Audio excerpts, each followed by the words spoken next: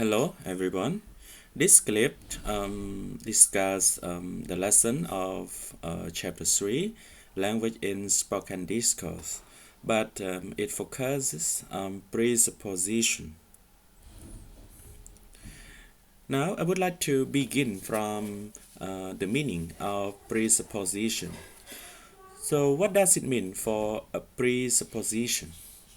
Presupposition is something the speaker assumes to be the case prior to making an utterance, or what a speaker or writer assumes that the receiver of the message already knows. For example, Speaker A said that, "What about inviting Simon tonight?" Mr. B said that, "What's a good idea? Then he can give Monica a lift." Now, what can you assume from this case, from such an utterance made by Speaker A and Speaker B? In case of Speaker B, if you were him, what would you reply in case you have communication with Mr. A, or in case you have no any communication with Mr. A? Actually, we can reply like Mr. B in case we have communication with Mr. A, or we also know Mr. Simon. From this case, the presuppositions are as following. Among the other, that the speaker A and speaker B, they know who Simon and Monica are. That Simon has a vehicle, most probably a car, and that Monica has no vehicle at the moment. That's why can give a lift for Monica. Next is about constancy under negation. Constancy under negation. This is the presupposition of a statement that it will remain constant or no change. It's still true, okay? Even when that statement is negated or put into negative. For example, he has no luxurious car. And another one, he has a car, okay? So we have the negated statement, and another one is not a negative one. But even though we have these two statements, when you make presupposition, we can say he has a car. This is what you presuppose. It means that it remains true the same, no change, even though he has no luxurious cars or he has a car, but still has a car for him. Next is about types or kind of presupposition. We have different kind of presupposition. The first one is existential presupposition. For existential presupposition is not only assumed to be present in possessive construction. For example, your car, okay, your car. So this one, we can make presupposition as you have a car, you have a car. But more generally, in any definite noun phrase. In other words, it is an assumption that someone or something identified by a noun phrase does exist. Next presupposition is factive. Okay, for this one is the presupposed information following the verbs such as know, realize, regret, be aware, ought, glad, etc. that it can be treated as a fact one.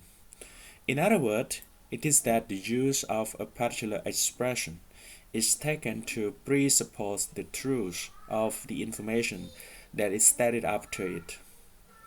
Or it is the assumption that information stated after certain word, such as the verb know, regret, is still true. For example, she didn't realize he was ill. She didn't realize he was ill.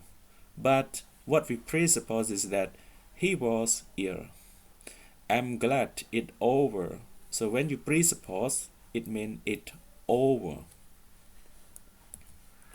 Next is lexical presupposition. This one is the use of one form with its asserted meaning, which is conventionally interpreted with the presupposition that another non-asserted meaning is understood. For example, involving lexical item can be manage, stop, start, again, etc. In other words, it is that the speaker's use of a particular expression is taken to presuppose another unstated concept. Or it is the assumption that in using one word, the speaker can act as if another meaning word will be understood. For example, when you say he stopped smoking, okay, so you can infer that he used to smoke. Okay, this is your assumption. Okay, from the top of presupposition that he stopped smoking. So it means that it is his previous habit of smoking cigarette, for example. So you can say he used to smoke.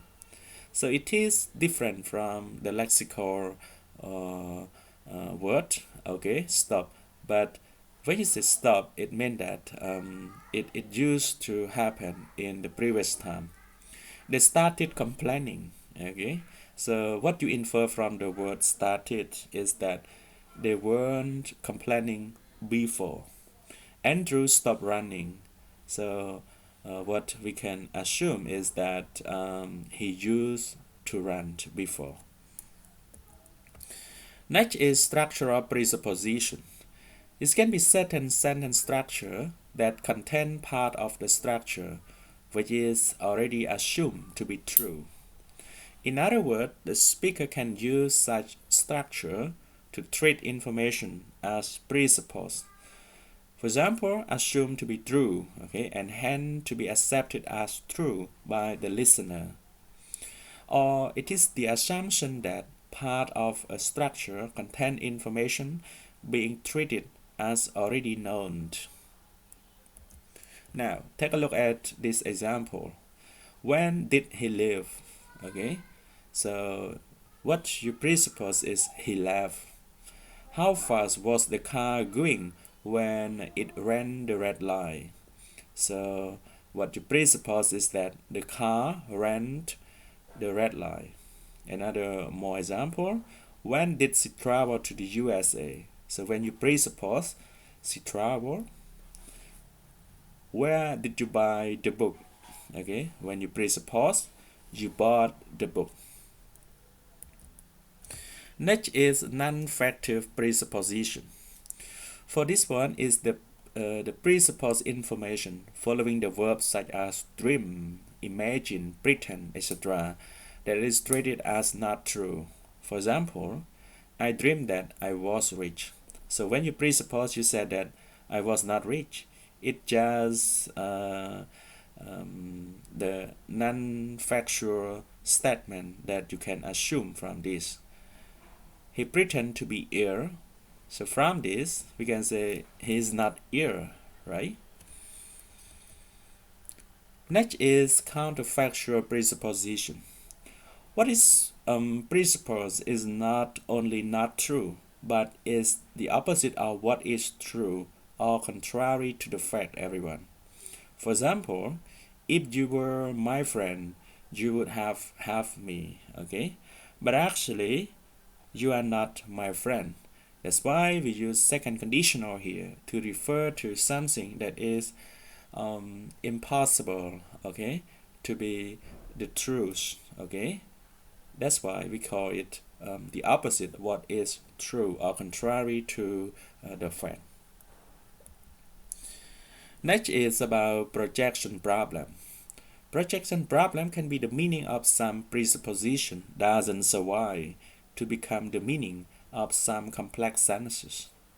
In other words, it is the problem of the presupposition of a simple structure not surviving when a part of a more complex structure.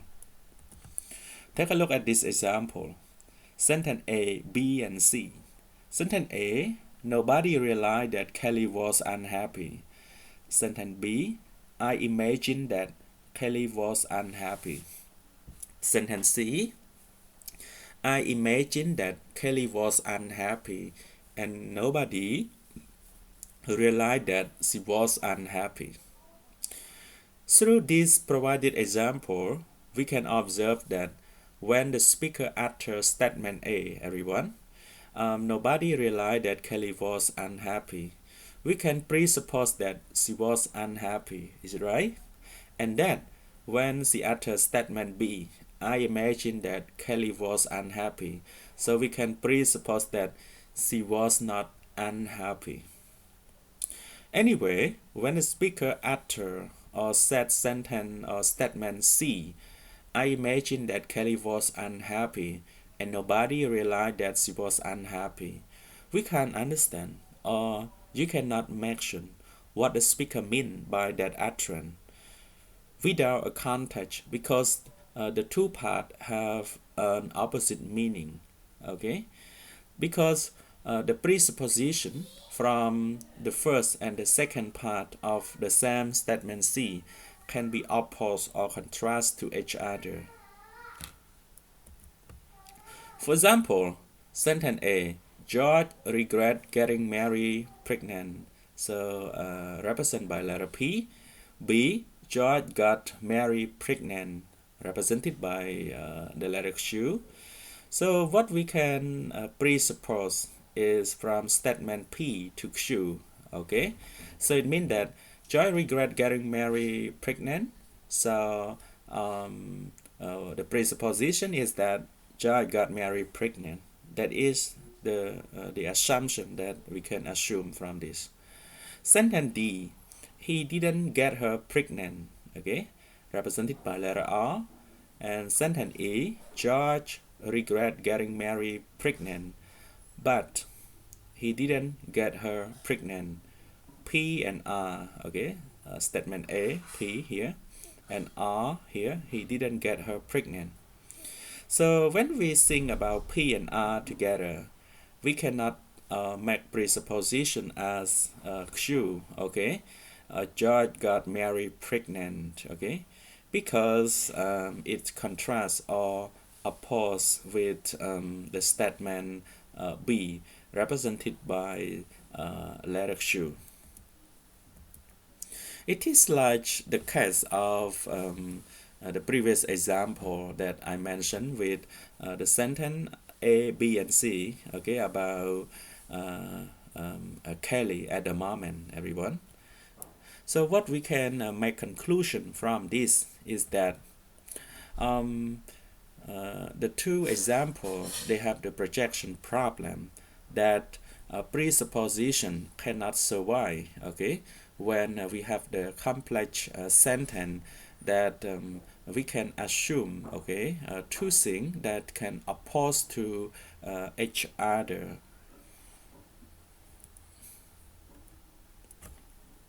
Next is about entailment, everyone. Entailment is something that logically follow from what is asserted in the utterances. Sentences, not speaker, have entailment. In other words, it is the relationship between two sentences where the truths of one infer the truth of the other one. For example, Corday assassinated Marat, and Marat is dead. If the first sentence is true, the second one must be true as well, because Marat was assassinated by Corday. As a result, Marat is dead. Now, take a look at the type of presupposition as what I mentioned in summary again with this, okay? Like essential, okay, factive, non-factive, lexical, structural, and counterfactual, all right? So take a look at the example, summing up again, like existential, the dog, or your car, okay? So when you say the dog, so when you presuppose, you say, the dog exists. Your car, you have a car. Factive, she didn't realize he was ill, so he was ill. Non-factive, I dreamed that I was rich, so I was not rich, right? Okay. Lexical, he was smoking, he used to smoke. Structural, when did she leave? She left already, okay? Based on the structure and the ten assume. And counterfactual, okay? Um, if you were my friend, would you have me? You are not my friend, and it impossible, right? That is again the fact. Okay, thank you very much for your